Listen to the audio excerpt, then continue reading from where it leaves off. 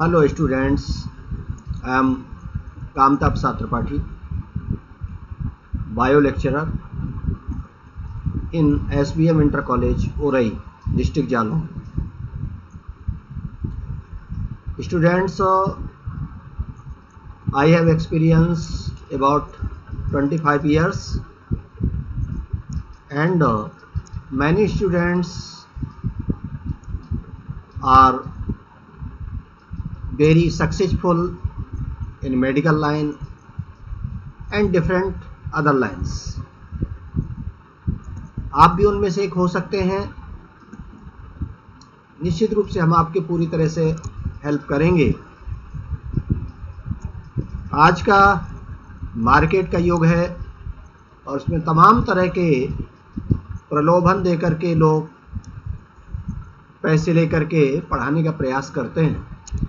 यह सब आपका फ्री ऑफ कॉस्ट है और आप इससे बहुत अच्छा गेन कर सकते हैं। बच्चों, आज हम लोग बायोलॉजी के इंटरमीडिएट क्लास के फर्स्ट चैप्टर को स्टार्ट कर रहे हैं। चैप्टर का नाम है रिप्रोडक्शन इन लिविंग्स, जीवों में जनन। और इस जनन के बारे में, रिप्रोडक्शन के बारे में हम लोग अगर इसका शाब्दिक अर्थ लें, टर्मिनोलॉजी को लें, तो रिप्रोडक्शन, री माने फिर से, प्रोडक्शन मीन्स फॉर्मेशन होना, अर्थात किसी एक लिविंग से उसी जैसे एक या अनेकों लिविंग्स का फॉर्मेशन होना। जैसे आपने देखा होगा, चने का एक बीज होता है या चने का पौधा होता है और उस प्लांट से वो सीड बनता है, चने का बीज बनता है, उसको बो दें तो चने जैसा ही प्लांट बनता है। आपने देखा हो, जैसे गाय है तो अपने जैसे बच्चे को जन्म देती है, तो किसी एक लिविंग से उसी जैसे मोर देन वन और मोर देन वन लिविंग्स का फॉर्मेशन होना, ये रिप्रोडक्शन कहलाता है। और इसके बारे में हम लोग आज समझेंगे। इस फर्स्ट चैप्टर में कौन कौन से टॉपिक हैं, पहले हम लोग टॉपिक लेकर के चलेंगे और उसके बाद एक एक टॉपिक को लेकर के उसको क्लियर करते चलेंगे। डाउट भी आगे प्लानिंग है कि डाउट भी आगे क्लियर करेंगे, क्योंकि हर चैप्टर के ऐसे कुछ क्वेश्चन आ जाते हैं कि जो क्लियर नहीं होते हैं, तो उनको डाउट क्लास में क्लियर किया जाएगा। स्टूडेंट्स, इसमें जो जो टॉपिक हैं, पहले हम लोग उन टॉपिक की चर्चा कर लें। यहाँ पर मोस्टली एक ही टॉपिक है और वो है रिप्रोडक्शन का। रिप्रोडक्शन इन लिविंग्स, जीवों में जनन। ये जो जनन है, इसके बारे में स्टार्ट में बताया गया है और रिप्रोडक्शन की कौन कौन से मेथड्स होते हैं, उन मेथड्स के बारे में दिया हुआ है। केवल ऐसे दो टॉपिक हैं इस चैप्टर में। तो इसमें जो फर्स्ट चैप्टर है, फर्स्ट टॉपिक है रिप्रोडक्शन, जनन, जिसका मतलब होता है निर्माण, मीन्स फॉर्मेशन। किसी एक लिविंग से उसी जैसे कई लिविंग्स का फॉर्मेशन होना, ये रिप्रोडक्शन या जनन कहलाता है। और जितने भी लिविंग्स हैं, सबका एक मेन कैरेक्टर है रिप्रोडक्शन। अगर लिविंग है तो उसमें रिप्रोडक्शन पावर होती है। ये जो रिप्रोडक्शन है, इसकी मेनली टू मेथड्स होती हैं, मेथड्स ऑफ रिप्रोडक्शन। यहाँ पर केवल टू मेथड्स दिखाई गई हैं, ये बताई जाती हैं। फर्स्ट है असेक्सुअल रिप्रोडक्शन सेकंड है sexual reproduction, asexual and sexual reproduction. तो फर्स्ट है असेक्सुअल रिप्रोडक्शन। दो तरह के मेथड में असेक्सुअल फर्स्ट है। A means not, sexual means sexual organs और sexual parts are not participant in this reproduction. इसमें जो लैंगिक अंग होते हैं, सेक्सुअल पार्ट होते हैं, वो पार्टिसिपेट नहीं करते। बिना सेक्सुअल पार्ट के कोई other part new of spring का फॉर्मेशन करता है। अब कहें सेक्सुअल पार्ट क्या होता, असेक्सुअल पार्ट क्या होता है? तो आप लोगों ने मस्टर्ड प्लांट, सरसों का पौधा देखा हो, पी प्लांट, मटर का पौधा देखा हो, तो उसमें देखते हैं कि 4 पार्ट्स होते हैं। नीचे से देखें तो first root and then stem, leaves and flowers, जड़, तना, पत्ती और पुष्प, 4 भाग होते हैं। इनमें से जो रूट है वो अंडरग्राउंड होता है मोस्टली। स्टेम एरियल होता है, बाहर हवा में निकला रहता है। लीव्स स्टेम से निकले हुए पार्ट हैं और स्टेम से निकला हुआ एक पार्ट होता है फ्लावर। तो फ्लावर सेक्सुअल पार्ट है, वो सेक्सुअल रिप्रोडक्शन में पार्टिसिपेट करता है, और रूट, स्टेम, लीव ये असेक्सुअल पार्ट हैं जो असेक्सुअल रिप्रोडक्शन में पार्टिसिपेट करते हैं। इसमें जो रूट, स्टेम, लीव जो हैं, यह उसका वेजिटेटिव पार्ट है, बढ़ने वाला भाग, वर्धी भाग। वो जो वर्धी भाग है यह new of spring, new plant, new living का फॉर्मेशन किया करता है। अब यहाँ पर हम लोग पहले असेक्सुअल रिप्रोडक्शन की डिस्क्रिप्टिव चर्चा करेंगे। असेक्सुअल रिप्रोडक्शन, असेक्सुअल रिप्रोडक्शन इसमें सेक्सुअल पार्ट पार्टिसिपेट नहीं करता है, लैंगिक अंग भाग नहीं लेता है। मीन्स जैसे हमने बताया मस्टर्ड प्लांट, उसमें फ्लावर इसका सेक्सुअल पार्ट है, तो फ्लावर इसमें पार्टिसिपेट नहीं करता। अदर देन फ्लावर जो पार्ट होते हैं, रूट, स्टेम, लीफ या बड, ये सब इसमें पार्टिसिपेट किया करते हैं। तो कौन से पार्टिसिपेट किया करते हैं? ये सेक्सुअल पार्ट को छोड़ करके, सेक्सुअल पार्ट को छोड़ करके जितने भी अदर पार्ट हैं यह इसमें पार्टिसिपेट करते हैं। असेक्सुअल रिप्रोडक्शन की मैनी मेथड्स होती हैं। कौन कौन सी मेथड्स होती हैं जरा हम लोग उसको एक एक करके देखेंगे। इसमें जो फर्स्ट है बाई फ्रैगमेंटेशन, बाई फ्रैगमेंटेशन, विखंडन द्वारा।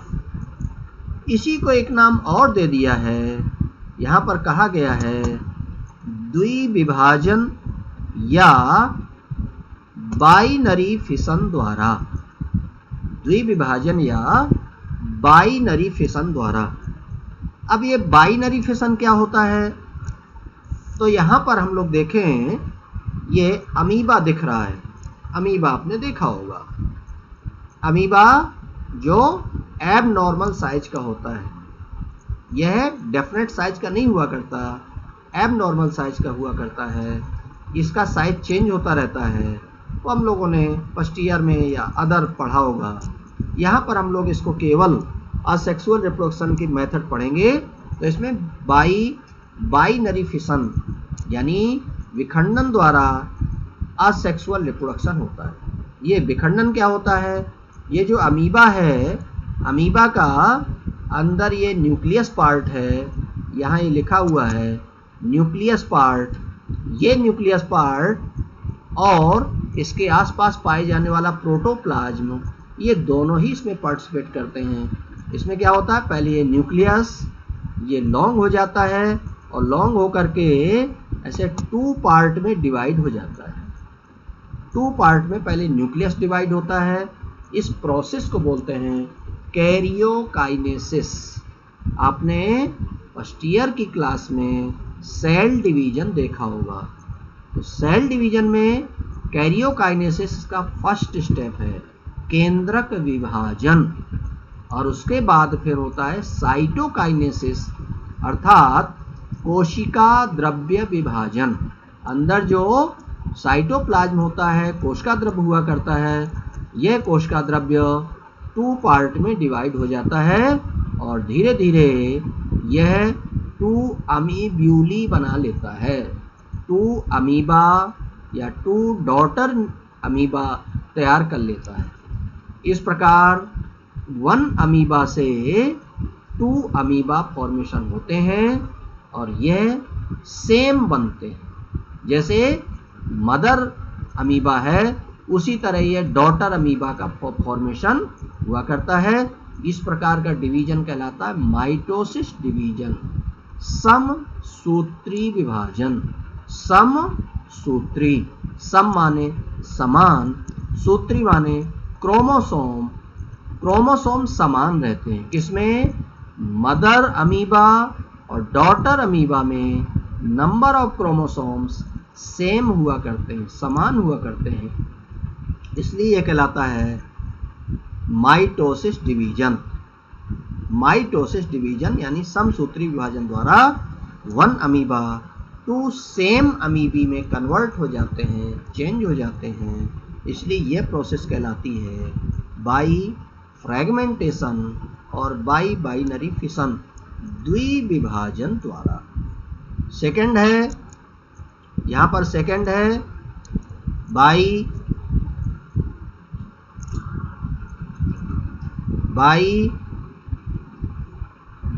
फ्रैगमेंटेशन के बाद बाई रीजनरेशन, खंडी भवन द्वारा। खंडी भवन, ये खंडी भवन क्या होता है, या इसी को बोल देते हैं जंतुओं में, एनिमल्स में पुनरुद्ध भवन कहते हैं। ये पुनरुद्ध भवन बाई रीजनरेशन, ये जो रीजनरेशन है या खंडी भवन है, आपने तालाबों में, नदियों में काई तैरते हुए देखा होगा, शैवाल जिसको बोलते हैं, या ब्रेड में जो फंगस लग जाती होगी उसको देखा होगा आप लोगों ने। तो उसमें क्या है, जैसे ब्रेड है उसको हम लोगों ने कई टुकड़ों में तोड़ा तो फंगस भी कई टुकड़ों में टूट जाता है और ईच टुकड़े से, ईच पार्ट से बहुत सारे फंगस फॉर्म हो जाया करते हैं। जो एल्गी है, एल्गी तालाबों में तैरती रहती है, वह पानी की लहरों के साथ कई टुकड़ों में टूट जाती है और हर टुकड़े से नई एल्गी का फॉर्मेशन होता है। यह प्रोसेस कहलाती है खंडी भवन या पुनरुद्ध भवन। इसी प्रकार आपने देखा होगा एनिमल्स में, जैसे छिपकली होती है, आपने देखा होगा पूंछ टूट जाती है। लिजार्ड है, उसकी टेल है वो टूट जाती है और उसका फॉर्मेशन फिर से हो जाता है। इस प्रकार हमारे बॉडी में वाउंड्स, घाव बन जाया करते हैं और वो फिर से बढ़ जाते हैं। ये प्रोसेस पुनरुद्ध भवन या रीजनरेशन कहलाती है। उसके बाद आगे थर्ड है बाई बडिंग। बाई बडिंग, मुकुलन द्वारा। बाई बडिंग या मुकुलन ये किस में होता है, तो ये ईस्ट में हुआ करता है, हाइड्रा में हुआ करता है। क्या होता है बाई बडिंग, इसमें क्या रहता है कि जैसे कोई यूनिसेलुलर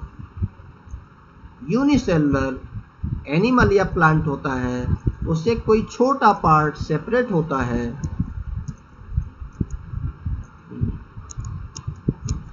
छोटा पार्ट सेपरेट हो जाता है और ये सेपरेट जो छोटा पार्ट फॉर्मेशन होता है और इसी छोटे पार्ट को, स्मॉल पार्ट को बोल देते हैं बड। इसके बनने की प्रोसेस कहलाती है बडिंग, मुकुलन। और ये बड धीरे धीरे बड़ा होता है और नए एनिमल या प्लांट का फॉर्मेशन कर लेता है। ये किस में होता है, ईस्ट में और हाइड्रा में।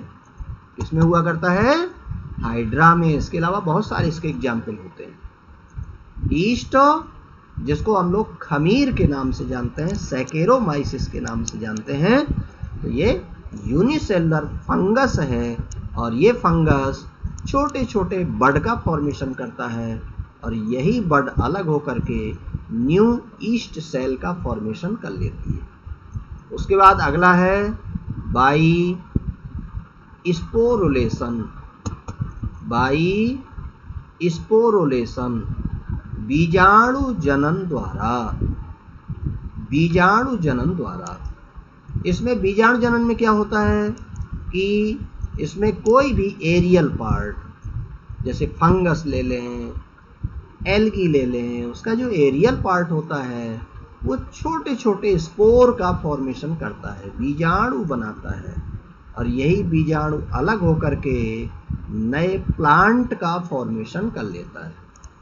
ये कहलाता है बाई स्पोरुलेशन या बीजाणु जनन। और इसके एग्जाम्पल है फंगी है, एल्गी है, ब्रायोफाइटा है, टेरिडोफाइटा है, इन सब में स्पोर का फॉर्मेशन होता है, इसलिए प्रोसेस कहलाती है स्पोरुलेशन। नेक्स्ट है by bud formation. By bud formation कलिका निर्माण द्वारा। तो कई ऐसे प्लांट होते हैं छोटी छोटी बड का फॉर्मेशन होता है। यहाँ पर हम लोग देखें, ये नीचे ये बुलबिल लिखा हुआ है, इसी तरह बड हुआ करती है और ये जो बड है यही बड सेपरेट होकर के न्यू प्लांट का फॉर्मेशन कर लेती है। तो यह है by budding. By budding, budding के द्वारा इसका, बड के द्वारा इसका फॉर्मेशन होता है। इसके एग्जाम्पल बहुत सारे हैं, जैसे फ्यूनेरिया, स्फैग्नम एटसेट्रा। उसके बाद नेक्स्ट है बाई इंसिस्टमेंट। बाई इंसिस्टमेंट पुटी भवन। पुटी भवन द्वारा। ये पुटी भवन क्या होता है, जैसे अमीबा है, अमीबा भी अभी हम लोगों ने देखा। इस अमीबा में क्या होता है कि जब अनफेवरेबल कंडीशन होती हैं, बहुत ख़राब कंडीशन होती हैं, जैसे पॉन्ड सूखने लगता है या उसमें जो फूड मटेरियल है वो कम होने लगता है, उस समय ये अमीबा अपने चारों ओर एक थिक मेम्ब्रेन बना लेता है। अब इसको बोलते हैं इंसिस्ट या इसी को बोल देते हैं पुटी। ये जो इंसिस्ट या पुटी है ये अनफेवरेबल कंडीशन में इसकी सेफ्टी करती है। जैसी फेवरेबल कंडीशन आती है ये सिस्ट सेपरेट हो जाती है और इससे अमीबा बाहर आ जाता है और न्यू अमीबा के रूप में काम करने लगता है। तो ये इंसिस्टमेंट। उसके बाद आगे है by vegetative propagation. By vegetative propagation.